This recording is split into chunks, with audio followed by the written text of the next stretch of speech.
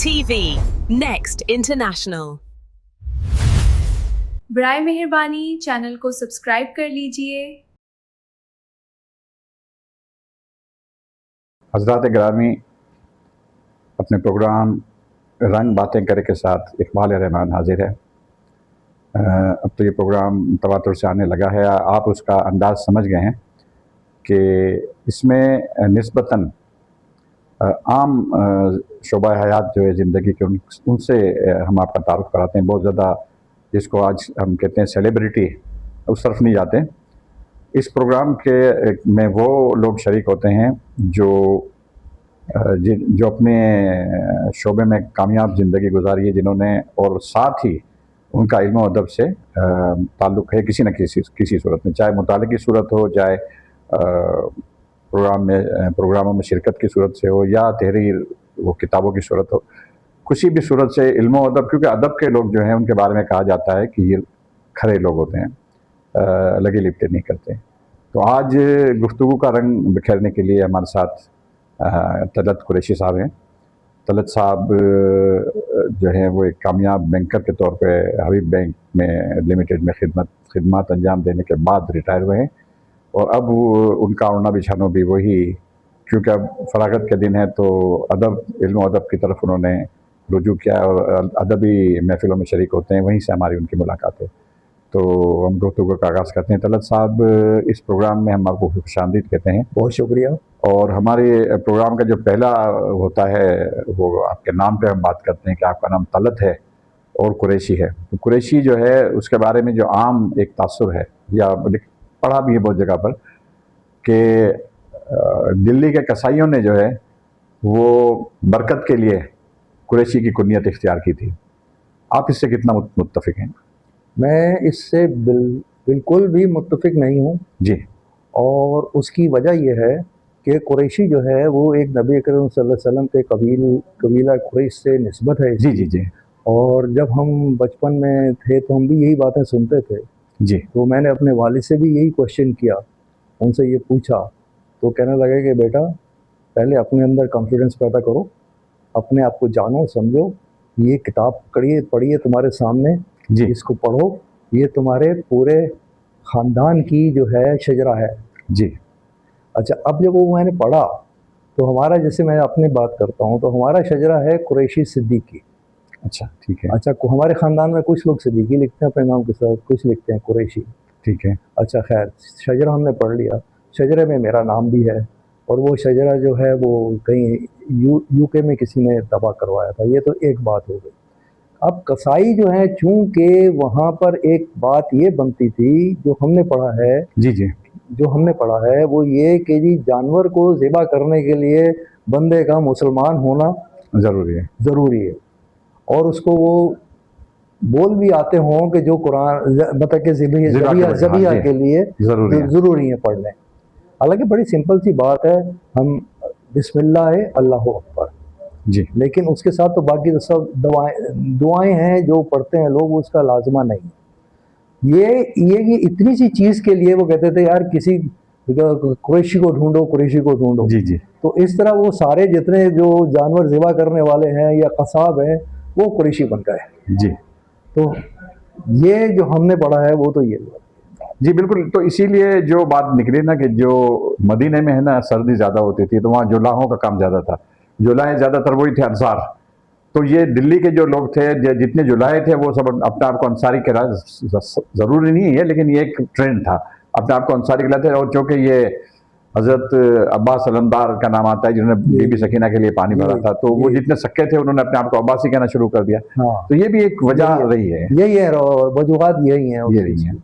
अच्छा तलत साहब, आप जो हैं आपने हम सब कराची में जो हैं, कराची तो एक छोटा सा अच्छी बस्ती थी जिसमें एक तरफ वो थे माहीगीर थे और एक तरफ कल्टीवेशन होती थी बियारी नदी का। हम सब आए हैं बाहर से कराची में, कराची को अपना वतन बनाया। आपका आबाई वतन कौन सा है? अलीगढ़। अच्छा, अलीगढ़ के हैं। अलीगढ़। आप अलीगढ़। और मेरे दादा भी अलीगढ़ यूनिवर्सिटी में पढ़ाते थे। अच्छा।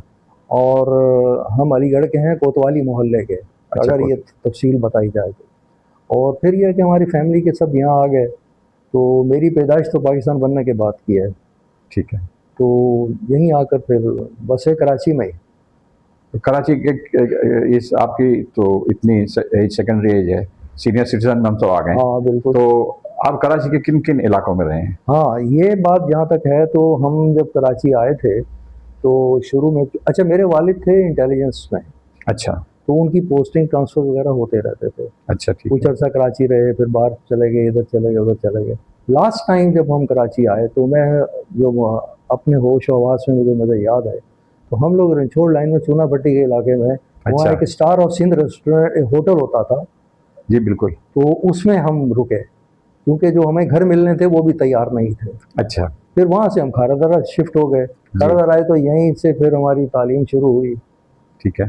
तो उसमें तालीम का ये है कि हमें जो है वो चर्च मिशन स्कूल जो है मिशन रोड के बिल्कुल CMA सामने कॉर्नर पे CMA स्कूल जो कैसी कहलाता है वो, हाँ उसका शॉर्ट CMA ही है जी। हम लोग चर्च मिशन ही कहते हैं। अच्छा तो वो स्कूल ऐसा था कि 100% इंग्लिश जी बिल्कुल। नन्स हमें पढ़ाती थी, और वो जो फादर्स कहलाते हैं, जो पास्टर्स कहलाते हैं, वो लोग वो सब पढ़ाते थे हमें। फुल डे स्कूल था, और हमें बाकायदा हर हफ्ते जो है वो अमेरिका का जो वो हाथ शेक हैंड करने वाले दूध के डब्बे जी। वो मिला करते थे। स्कूल में भी पिलाया जाता था और घर के लिए भी दिए जाते थे कि पियो, बच्चों की सेहत के लिए बहुत ज़रूरी है। वालिदैन से कहा जाता था कि भाई आप ये डब्बे लेकर जाएं, और अगर ये कम पड़े तो आप और ले लें यहाँ से, लेकिन बच्चों को दूध लाजमी पिलाएं। जी। अच्छा हमारे घर में वैसे भी दूध पीने पिलाने की आदत थी, तो ये तो मेरा इब्तदाई है। अच्छा, अगर आपको याद हो तो ये CMA स्कूल के बराबर में CMS स्कूल था, CMS, हाँ कच्ची मेमन सेकेंडरी स्कूल जी, वो इसका उलट था। वो अलग था, उसका उलट भी था, और वो प्योर उर्दू मीडियम स्कूल था। वो अलग था। हाँ। ये मैंने बताया ना कि इंग्लिश मीडियम स्कूल था और फुल डे स्कूल था। बहुत कम लोग मुझे मिले कि जिन्होंने फुल डे स्कूल में पढ़ा हो। जी जी। हमारे आगा खान फाउंडेशन के स्कूल शुरू में था ना, वो भी 4 बजे तक होता था। काफी हबीब पब्लिक स्कूल भी 4 बजे तक होता था। अच्छे स्कूल जितने भी थे वो सब फुल डे होते थे। ये तो 2 शिफ्टों का रिवाज तो मुझे अगर सही याद है या नहीं है, शायद अयूब खान के जमाने में। जी बिल्कुल ऐसा ही है, उससे पहले नहीं, क्योंकि बाघालाल स्कूल है सब फिर 2 शिफ्टों में हो गए, लड़कियों का अलग, लड़कों का अलग। वो चूंकि स्कूल कम थे, तालिब इल्म ज्यादा हो गए, तो उन्होंने फिर इसका तालीम का रुझान बढ़ गया, ये उन्होंने उसका रास्ता निकाला। चूना भट्टी साहब खारादर के बाद फिर हम चले गए नॉर्थ कराची में, वहाँ घर बनाया। ठीक है। तो वहाँ रहे, ये 81 की बात है। फिर वहाँ से हमने एक और घर खरीद लिया गुलिस्तान जौहर में, ये घर यहीं रहा ये, तो फिर हम वो नए घर में शिफ्ट हो गए, तो अब तो वहीं रह रहे हैं गुलिस्तान जौहर में। अच्छा, गुलिस्तान जौहर में जब आप थे, जब मेरे ख्याल में आप आबाद होना शुरू हुआ था। नहीं, आपकी भी जवानी के दिन शुरू हो गए थे? शादी तो मेरी यहाँ खारदर में हो गई थी। अच्छा, अब ये गुलिस्तान है, मतलब आप एक तरह से हर चीज़ को समझने परखने लगे थे ना, ये वो दौर था। तो ये जो है आपका कौन सा कहा आपने, नॉर्थ कराची जी। नॉर्थ कराची और गुलशन गुलिस्तान जौहर, इन दोनों में से आपको ज़्यादा अच्छा इलाका कौन सा लगा? हाँ, जो सबसे अच्छी चीज़, क्योंकि खारदर के पले बड़े हम। जी जी जी। तो एक तो इधर गुलिस्तान जौहर में जो आज जो है वो कराची का दूसरा बंस रोड है। जी बिल्कुल। और कोई ऐसी चीज़ नहीं है खाने की कि जो हम ख्वाहिश करें जो बंस रोड में मिलती हो और वो हमें यहाँ ना मिले। जी जी। एक तो ये हमें उसका जो एडवांटेज है। दूसरी बात ये कि गुलिस्तान जौहर जो है वो इस वक्त कराची का सेंट्रल प्लेस है जी। आप कराची के किसी भी सिम्त में चले जाइए, इक्वल डिस्टेंस है। अच्छा, नॉर्थ कराची पे आ जाते हैं बैक। नॉर्थ कराची में जब हम 81 में जाकर हम आबाद हुए, तो वो बिल्कुल एक अच्छा, नॉर्थ कराची का ये है कि इसमें एक कंफ्यूजन लोगों के जहन में भी रहता है। इसमें आबादी एक ही है, सेक्टर एक ही हैं, लेकिन उसको 2 नामों से पुकारा जाता है। एक नाम कहते हैं नई कराची जी, एक कहते हैं नॉर्थ कराची जी बिल्कुल। नई कराची जो है वो पुरानी आबादी है, जो अयूब खान के ज़माने में जो इन लोगों को जो मतलब कि झुग्गियाँ वगैरह लेकर या आर्जी पनाहगाहें बेचारे जो झुग्गी नशीन थे उन्हीं को दिया गया ना, बैठे हुए थे, उनको वहाँ घर दिए गए। गुजरा वाले ज़्यादा थे उसमें जी। और ये जो नॉर्थ कराची का इलाका कहलाता है, ये कहलाता है सखी हसन से अगर हम चलें जी जी, तो लेफ्ट हैंड साइड की जितनी आबादी है ये सब नॉर्थ कराची कहलाती है। ये नए अच्छा, हैं मतलब। हाँ, और ये एज कम्पेयर टू जो है मतलब कि नई कराची, ये पोश इलाका है। जी बिल्कुल। और यहाँ ऐसे ही। हर तरह की बुनियादी सहूलतें सब कुछ मतलब कि वो जदीद अंदाज में मौजूद हैं। ये नहीं कि नई कराची में भी नहीं है, नई कराची में भी हैं कॉलेजेस, नई कराची में भी बनाए थे गवर्नमेंट ने, बल्कि 2-2 मंजिला कॉलेज बनाए थे, हमने देखा है। अच्छा, नई कराची में लोग कम जानते हैं, नई कराची में गवर्नमेंट ने फ्लैट भी बनाए थे अयूब खान के ज़माने में। अच्छा, लोगों को फ्लैट भी दिए फ्लैट भी थे, मिले हैं। अच्छा, फ्लैट भी मिले थे लोगों को। तो ये फ़र्क है। ये जो अजीज़ाबाद है ना फेडरल एरिया में, उस जिनके नाम पर मौलाना अजीज़ुल हक थानवी, उनके मेरे ख्याल में फैमिली वाले भी वहाँ कोई बहुत बड़ा प्रोजेक्ट बना रहे हैं नॉर्थ कराची में। ये हमने जब देखने गए थे तब पता चला था। तो क्योंकि उनका ताल्लुक तो इंजीनियर फैमिली से, तामीरात से ही है, तो हो सकता है आपके जहन में नहीं है मतलब इस पर। नहीं, बहुत से प्रोजेक्ट बन रहे हैं अब तो। वहाँ पर देखिए ना, सामने सुरजानी टाउन की जो जगह थी, ये सुरजानी टाउन को एशियन डेवलपमेंट बैंक ने लोन दिया था, मेरा ख्याल है ये 90s के लगभग ये बना है। उससे पहले तो सुरजानी टाउन में मुर्गी खाने हुआ करते थे। हाँ बिल्कुल ऐसे ही था, मुर्गी खाने होते थे। अच्छा, इसी तरह उसके बैक साइड का इलाका जो है वो भी खाली, बिल्कुल वीरान, बंजर था। पीर की तरफ, और ये इलाका था। आगे फिर ये हमदर्द यूनिवर्सिटी बन गई थी। जी। अच्छा, ये जो गुलिस्तान जौहर है, हाँ, ये मुझे समझ में नहीं आता कि हमारे यहाँ नाम देखें ना, ऑलरेडी मौलाना मोहम्मद अली जौहर के नाम पर मोहम्मद अली सोसाइटी है, जो मोहम्मद अली सोसाइटी बहुत बड़ी है, और ये मौलाना मोहम्मद अली जौहर से ही मंसूब है। इनकी इसके बावजूद फिर गुलिस्तान जौहर हमारे। अच्छा, इसी तरह आप देखें, ये एक देखें शाहराह लियाकत, फिर लियाकताबाद, फिर शहीद मिल्लत रोड। तो यहाँ क्या अकाबिर की कमी है पाकिस्तान में कि वो एक ही एक नाम चलते हैं? आप इसके बारे में आप क्या सोचते हैं? मैं समझता हूँ अकाबिर से मोहब्बत है, अकाबिर की कमी नहीं है। जो अकाबिर हैं पाकिस्तान के, जो मेमारान जिनको हम कहते हैं, जी जी। या उनको कहते हैं, उनसे मोहब्बत ही है। अब जैसे ये गुलिस्तान जौहर है, अब जब मैंने इसके नाम की जो ट्रेस तलाश शुरू की, तो मुझे ये पता चला कि भाई ये जौहर फाउंडेशन का दफ्तर भी यही है, हाँ, और ये नाम जौहर फाउंडेशन का ही तजवीज़ करता है। अच्छा ठीक है। जो केडीए ने रखा था नाम इसका, गुलिस्तान जौहर का, इस स्कीम का नहीं तो केडीए की तो स्कीमें मुख्तलिफ स्कीमों के नाम से कहलाती हैं। जैसे अभी भी आप जो है वो स्कीम 33 है, उसको अभी तक कोई नाम ही नहीं दिया जा सका। जी, उसको एक नाम तो है, तो सही उसका अच्छा ही नाम है कुछ, लेकिन वो चल नहीं रहा है। हाँ, उसका वो नाम ही नहीं दिया जा सका उसको। कई नाम है उसके वैसे तो, उसके टुकड़ों के ब्लॉक्स के। हाँ, वो तो अलग है। हाँ, लेकिन ये अच्छा, लेकिन गुलिस्तान जौहर जो है ना, ये एक बहुत छोटी सी जगह पर बनी हुई स्कीम है। छोटी सी जगह पर, एक तरफ इसके एयरपोर्ट है, एक तरफ इसके वो एबेंडेंड एरिया है उसका। ये जो थी हमारी सीमेंट फैक्ट्री जो थी इनकी, डालमिया ना, डालमिया की एक्चुअली ये क्वेरी थी, जहाँ से सीमेंट हाँ। निकालते, ये सीमेंट के पत्थर निकालते थे। और इस दूसरी तरफ जो है एयरपोर्ट है, तीसरी तरफ गुलशन इकबाल है। जगह तो इसमें है ही नहीं, जी जी। जगह तो यहाँ ही नहीं, पीछे चले जाइए तो मलिर है। तो ये छोटी सी जगह थी, यहाँ इन्होंने इतनी कंजस्टेड स्कीम बनाई है, और फ्लैट ही फ्लैट। बल्कि जब ये बन रही थी तो उस वक्त भी लोग कहते थे, जो टाउन प्लानर्स हैं जो दूसरे, उन्होंने कहा था one day this will be junk of population. ऐसा ही है, और ऐसा ही है क्योंकि अब मैं वहाँ आते हैं ना तो ट्रैफिक बहुत जाम मिलता है जी। अच्छा, इसमें एक बात और है दौलत साहब के, जैसे हमने जौहर की बात की, देखिए पहले तो एक ब्यूरोक्रेसी में बड़े टॉप क्लास CSP अफसर होते थे। अब जैसे खारादर में था आगा खान रोड, जब गार्डन रोड को आगा खान थर्ड रोड का नाम दिया गया तो पोस्ट ऑफिस वालों ने एतराज कहा था कि भाई इससे खत इधर उधर हो जाएंगे, उसका नाम आप इस तरह, अब वो उनके नाम पर रख लें या तो इस तरह एक नाम को रिपीट ना करें।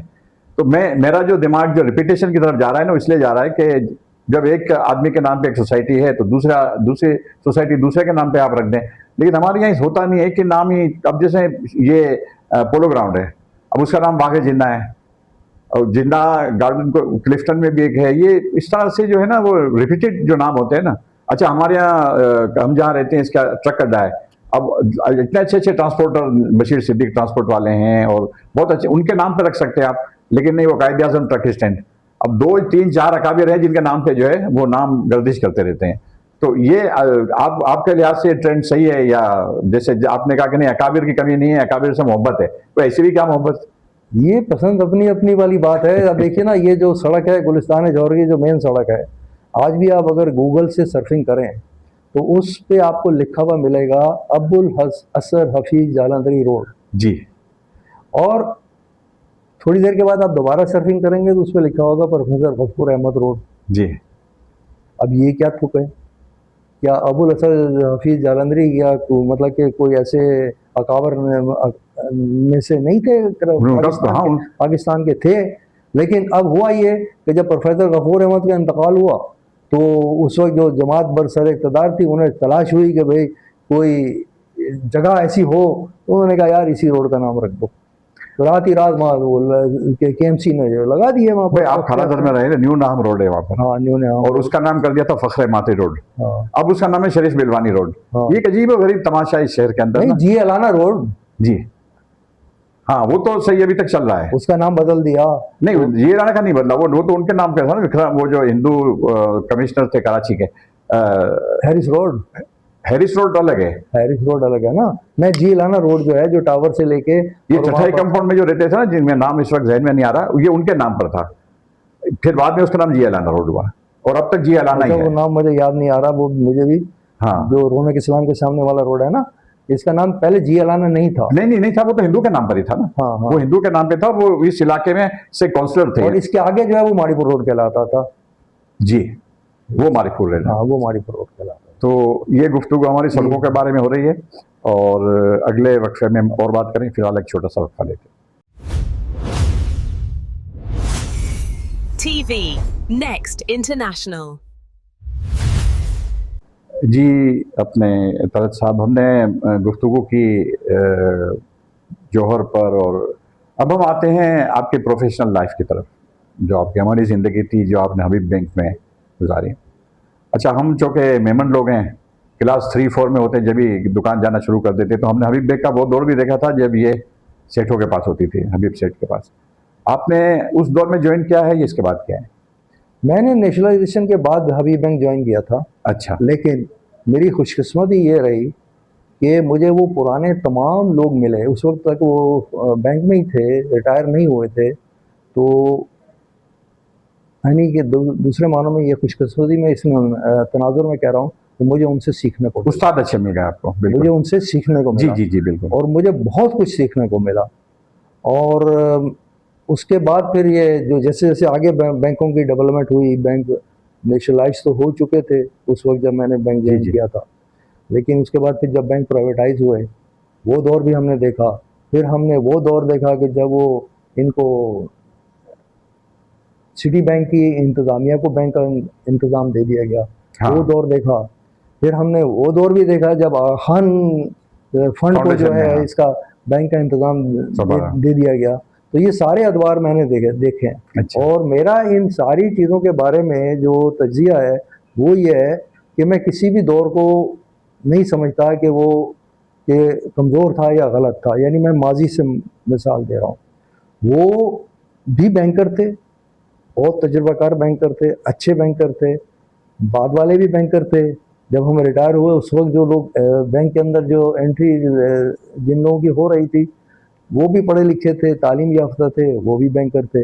अच्छा, अब फ़र्क क्या है? फ़र्क ये है कि वो दौर ऐसा था कि उंगलियों पे गिना हिसाब किताब करना, कैलकुलेटर पे काम करना, चीज़ों पे काम करना, वो मौजूदा दौर के तो नहीं कर सकते लोग। वो उनका एक दौर था, उनकी एक ट्रेनिंग थी, हम ये जानते। वो तो एक अलग चीज़ है। असल में दरमियान में एक दौर ऐसा आया था जब हबीब बैंक बड़ी ज़बोहाली का शिकार था। उसके बाद जो पहले आए थे ना, मैं नाम वो जहन से निकल जाता है, जो उसके प्रेसिडेंट बने थे आखिर में, बिहारी थे वो, तो उन्होंने इसको फिर बड़ा सख्ती से कंट्रोल किया। वरना इससे पहले तो हबीब बैंक जो था, हर ब्रांच में काले काले पर्दे लगे होते थे और वक्त से पहले बंद कर देते थे, जवाब नहीं देते थे। ये एक बुरा दौर भी हबीब बैंक का आया था, जो हमें इसलिए बुरा लगा कि हमने हबीब बैंक का बहुत अच्छा वक्त देखा था। आपका? देखिए, मैं ये समझता हूँ कि हबीब बैंक में बुरा दौर कभी भी नहीं आया हबीब बैंक का। अच्छा, ये जो मिसाल आप जो दे रहे हैं ये वो इश्यूज थे एम्प्लॉइज के जी और यूनियंस के। जी, जहाँ यूनियन मजबूत हो गई, कुछ हो गई, उन लोगों ने मतलब कि इस किस्म के काम जो है कर दिया। अदरवाइज हबीब बैंक आज भी, आज से 50 साल पहले भी जब मैंने बैंक ज्वाइन किया था उस वक्त, और आज भी हबीब बैंक एक ऐसा बैंक है कि जिसमें हर आदमी जो है वो अपना पैसा रखना चाहता है। जी, हर आदमी उस बैंक के साथ अपना अकाउंट रखना चाहता है और इस बैंक के साथ कारोबार करना चाहता है। ये इस बैंक की, हम लोग वो अकाउंटिंग में एक टर्म यूज़ करते हैं ना, गुडविल। जी, ये गुडविल है। वो तो है ये 100%। इस बैंक की गुडविल है। और ये अदवार जो है ना, ये अब मैं एक मिसाल बताऊं आपको। हम गए एक दफ़ा वहाँ पर लिहाड़ी में एक ब्रांच विजिट कर रहे थे, और जब हम ब्रांच के अंदर दाखिल हुए तो वहाँ पर एक पगड़ी पहने हुए बारिश आदमी, जैसे देहाती होते हैं जी। वो चारपाई डाले हुए ब्रांच के प्रमाइसिस के अंदर और लेटा हुआ है। अच्छा। हम जैसे ही अंदर दाखिल हुए, ज़रा गाड़ी आई, वो अगर पहले से उनको फ़ोन पे इतला भी हो जाती है कि भाई ये हेड ऑफिस से लोग आए हैं और ये विजिट करने के लिए तुम्हारे पास आ रहे हैं मैनेजर के पास। जैसे उन्होंने हमें बाहर से देखा, उनको बड़े मियाँ को उठाया, वो चारपाई कंधे पे रख के और वो बाहर निकल आए। तो मैंने पूछा, मैंने कहा यार ये बताओ ये कौन सा आप थे? अच्छा। तो मैनेजर थोड़ी देर शर्माया, हिचकिचाया थोड़ा हाँ सा। हिचकिचाया। मैंने कहा नहीं बताओ ये कौन सा आप थे? अच्छा, मेरे साथ मेरे सीनियर्स भी थे। तो वो कहने लगा सर इस बैंक बंदे का यहाँ अकाउंट है, अच्छा, इसका यहाँ अकाउंट है, और ये इसी खुशी में रोजाना सुबह घर से नाश्ता वाश्ता करने के बाद आ जाता है, चारपाई यहाँ डाल के बैठ जाता है कि यहाँ मेरा अकाउंट है इस बैंक वाह, में। बहुत खूब। कितनी लोगों को मोहब्बत जी जी इस जी। बैंक से रही, कितनी रही। ये इन लोगों ने बैंक बना। आज भी आप चले जाइए, तमाम बैंकों वाले से ज़्यादा हबीब बैंक वाले तंग होते हैं, यार तुम्हें बराबर वाला बैंक की ब्रांच नजर नहीं आती, तुम वहाँ जाके बिल जमा करा दो ना, हाँ, वहाँ चले जाओ, हमारे सर पे आना है। ये इस बैंक की गुडविल है और ये कभी नहीं ख़त्म होगी इस पाकिस्तान के अंदर। अच्छा, हबीब बैंक जब था तो इसके मुकाबले में यूनाइटेड बैंक खुला जो आगा साहब ने बनाया, और साथ में आदम जी सेठ का मुस्लिम कमर्शियल बैंक था। और ये एक अच्छा ब्रांचें इतनी खुल रही थी कि गवर्नमेंट को पाबंदी लगानी पड़ी। फिर हबीब बैंक का स्टैंडर्ड बैंक आया और यूनाइटेड बैंक का यूनियन बैंक आया। अगर ये उस वक्त नेशनलाइज ना होते तो फिर बात कहाँ जाती? बहुत ज़्यादा तरक्की ना होती, बहुत अच्छा ना होता। आप क्या सोचते हैं? बात कहाँ तक जाती तो हाँ मैं नहीं अंदाज़ा लगा सकते, इसलिए कि उसका कोई इंतहा तो थी नहीं चीज़ की, तो कंपटीशन था। लेकिन ये ज़रूर है कि मेरे एक बॉस थे, यूसुफ जीवानी उनका नाम था, और वो हमारे एरिया मैनेजर थे। एक दिन मैंने उनसे सवाल पूछा, मैंने बताया ना कि मुझे हर दौर के लोग मिले जो मेरा कैरियर रहा है ना।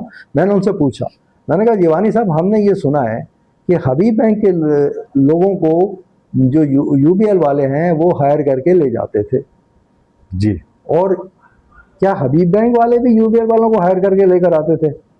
अच्छा, मैंने यह सवाल पूछा। ठीक है। तो उन्होंने कहा हाँ, ये तो होता था, ये तो क्रॉसिंग होती थी। तो मुझे भेजा था सेठों ने कि जाओ तुम वहां जाओ, वहां जाके नौकरी लो।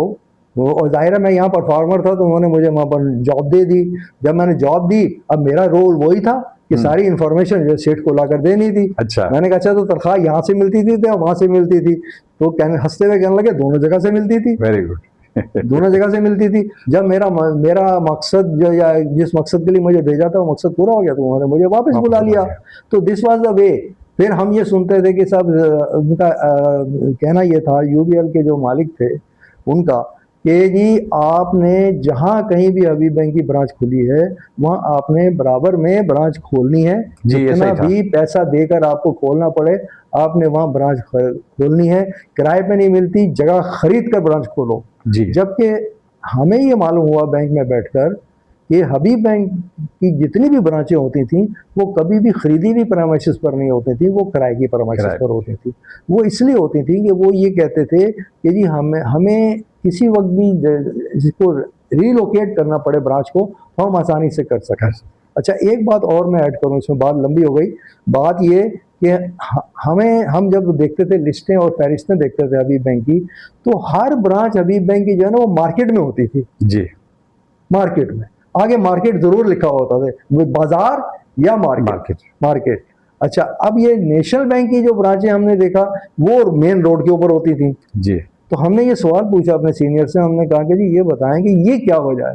अभी हम जाते हैं विजिट करने, टूर करने जाते हैं तो हमें नेशनल बैंक की ब्रांच पहले नजर आती है रोड के ऊपर, हबीब बैंक की ब्रांच के लिए हमें इतना डेप्थ में जाना पड़ता है। क्या लगा भाई, ये सेठ का ऑर्डर था कि ब्रांच मार्केट में खुलेगी, कस्टमर को चल के नहीं आना पड़े, ज़्यादा सर्विस उसके जगह पे उसको प्रोवाइड करो। अच्छा, एक बात और थी कि हबीब बैंक जो था, हबीब ग्रुप का, उसमें उनका एक सिस्टम था कि वो लड़कियां नहीं रखते थे ऑफिस में, खवातीन नहीं होती थी सेठों के ज़माने में। आपके इल्म में हो शायद? मेरे इल्म में है, और आपने बड़ा चुपता हुआ सवाल पूछा है। और उसमें ये था कि जब ये बैंक इसमें होता ये था कि लड़का जो होता था ना उसकी पोस्टिंग दूसरे जैसे खादा दर में जो लड़का आता था या तो नाजमाबाद से आ रहा है या फेडरल वीआई से आ रहा है या सदर से आ रहा है, इसकी वजह ये थी कि ये सही से तैयार होकर जूते वूते पहन के आए, मोहल्ले में रहता होगा तो चप्पल पहन के आ जाएगा ब्रांच के अंदर। तो इसके लिए उन्होंने एक सिस्टम रखा था हबीब बैंक में कि नेशनलाइज होने के बाद जो था ना ये सिस्टम खत्म हो गया, लोग आसपास से आने लगे। नहीं, उसकी बुनियादी वजह ये थी, जो मैंने लोगों से पूछा सीनियर से अपने, उन्होंने उसकी वजह ये बताई कि भाई बात ये है कि बैंकिंग का जो जॉब है it's a late sitting job. जी, घर जाना एक समटाइम्स जो है वो मुश्किल हो जाता है घर पहुंचना, तो लेडीज़ के लिए ये एक बॉटलनेक है। एक तो ये रीज़न हमें ये बताया गया। इसी तरह हमारे बैंक के अंदर एक वाक़या हुआ, एस.टी. हसन साहब हमारे जो HR के हेड थे, तो उस ज़माने में एक खातून को बल्कि सही है, बात याद आ गई मुझे, तजम्मुल हुसैन साहब UBL से आए थे। जी ठीक है।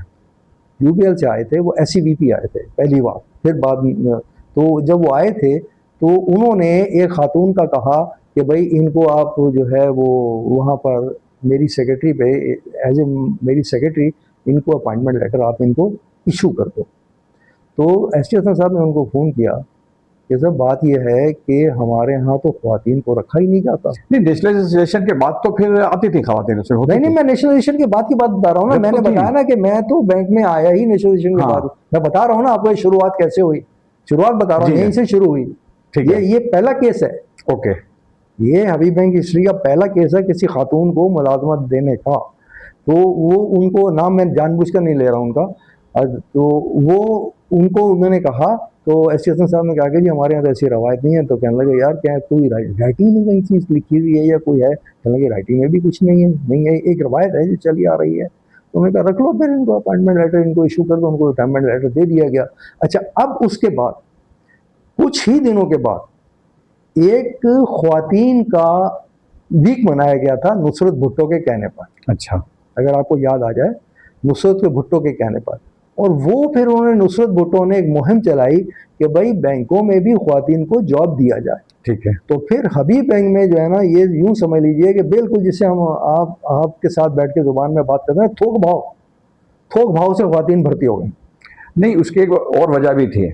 ब्रांच में जैसे मैंने अर्ज किया ना कि पहले ब्रांच में लड़के दूर से अपॉइंट, मतलब खारादर में जितने भी लड़के आते थे वो सब कोई नाजमाबाद से आ रहा है कोई सर, उसकी वजह ये बताती ताकि ये मतलब वेल ड्रेसिंग में है, नजदीक रहते होंगे तो चप्पल पहन के आ जाएंगे। तो फिर ये पीपल्स पार्टी के दौर में कि हर ब्रांच में एक लड़की रख दो, उसकी लड़की होगी तो सब सूटेड बूटेड आएंगे। नहीं, ये तो एक मजाक वाली बात है ना जो आपने कही, लेकिन हकीकत जो मैं आपको बता रहा हूँ वो यही है कि नुसरत भुट्टो के ज़माने में ख्वातीन का वीक मनाया गया था या ऐसा कुछ हुआ था, और उसमें फिर तमाम इदारों को इंस्ट्रक्शंस गई थी कि आप जो है ख्वातीन को जॉब्स दें। तो उसमें फिर बैंक में ख्वातीन आई, अच्छी पढ़ी लिखी आई, ऐसे नहीं मेरिट पर आई। जी, मेरिट पर रखी गई, उनके सिलेक्शन हुए, उनके टेस्ट हुए, उनकी ट्रेनिंग हुई, ट्रेनिंग होने के बाद उनको मुख्तलिफ जगहों पर तैनात किया गया।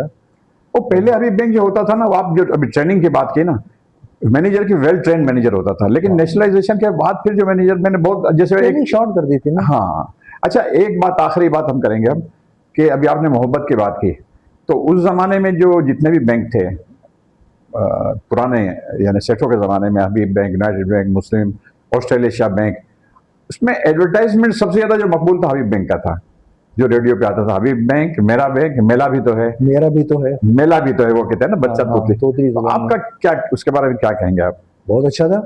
नहीं, हबीब बैंक ने तो ऐसे लोगों ने, देखिए हबीब बैंक का जो सबसे बड़ा पाकिस्तान के अंदर बैंकिंग को इंट्रोड्यूस करने का जो एक इनिशिएटिव था, दैट वाज स्कूल बैंकिंग।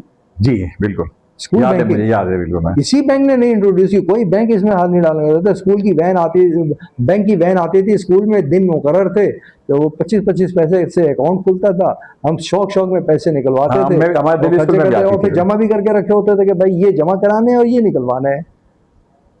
ऐसे इन्होंने जो हैबिट जो डेवलप की जी तो बच्चों में तो इसी तरह की ना बचत, वो पैसे भी हबीब के पास ही रह गए। बच्चे जब बड़े हो गए तो किसी ने, बहुत कम लोगों ने निकलवाए होंगे, और ना तो वो पैसे जो मुबारक पैसे थे ना एक तरह से बच्चों के। ऐसा ही है। अब आप कोई, अच्छा आखिरी सवाल, हाँ, ये जो हमारा जो बैंकिंग निजाम है वो अच्छा है या इंडिया का अच्छा है? हमारा जो बैंकिंग निजाम है, आप ये क्यों भूल जाते हैं कि वो इंडिया से आया है? नहीं, वो तो आया है अब, आया लेटेस्ट। हाँ, अच्छा, उसके बाद दूसरी बात मैं आपको बताऊं,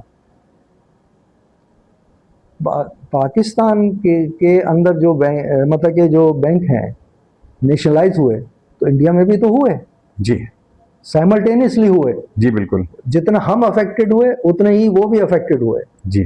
हमारे यहाँ बैंक प्राइवेटाइज हुए, उनके यहाँ भी बैंक प्राइवेटाइज हुए। ये हो गई एक बात। दूसरी बात ये कि बैंकिंग का निज़ाम जो है ना इंटरनेशनल है। जी जब इंटरनेशनल निज़ाम है तो international terms and conditions, LC आप खोलते हैं, आप अपनी जो है एलसी का जो डॉक्यूमेंट है इंटरनेशनल डॉक्यूमेंट है, आप उसमें अपनी मर्जी से तो एक लाइन ऐड नहीं कर सकते उसमें शराइत में, इंटरनेशनल डॉक्यूमेंट है ना। लाइक वाइज मेरा कहना यह है कि इंडिया का बैंकिंग का निज़ाम, पाकिस्तान का बैंकिंग का निज़ाम, इसमें कोई फ़र्क नहीं है। हाँ, एक चीज़ है जिसमें पाकिस्तान को आज भी एज हासिल है जी कि ये कहलाती है हमारे यहाँ ECIB, electronic customer information bureau. Okay अच्छा, ये पूरी दुनिया के अंदर प्राइवेटाइज है, मुख्तलिफ एजेंसियां बनाती हैं। पाकिस्तान के अंदर सिर्फ और सिर्फ स्टेट बैंक के कंट्रोल में, उसकी वजह से कोई चीटिंग नहीं हो सकती। देखिए अच्छी बात है ना हमारी बैंकिंग की, ये काबिल फ़ख्र बात है, इसमें काबिल फ़ख्र बात है हमारे मुल्क में। दुनिया मानती है इस चीज़ को, कहते हैं कि पाकिस्तान का जो स्टेट बैंक है इसने सबसे पहले ये इनिशिएटिव लिया और उन्होंने फ्रॉम द डे वन इसके ऊपर जो है ना अपना एक कंट्रोल कायम रखा हुआ है। जी बिल्कुल। अब आखिरी सवाल हम आते हैं इल्म और अदब पर, तो आप सबसे अच्छा शायर किसको मानते हैं उर्दू का?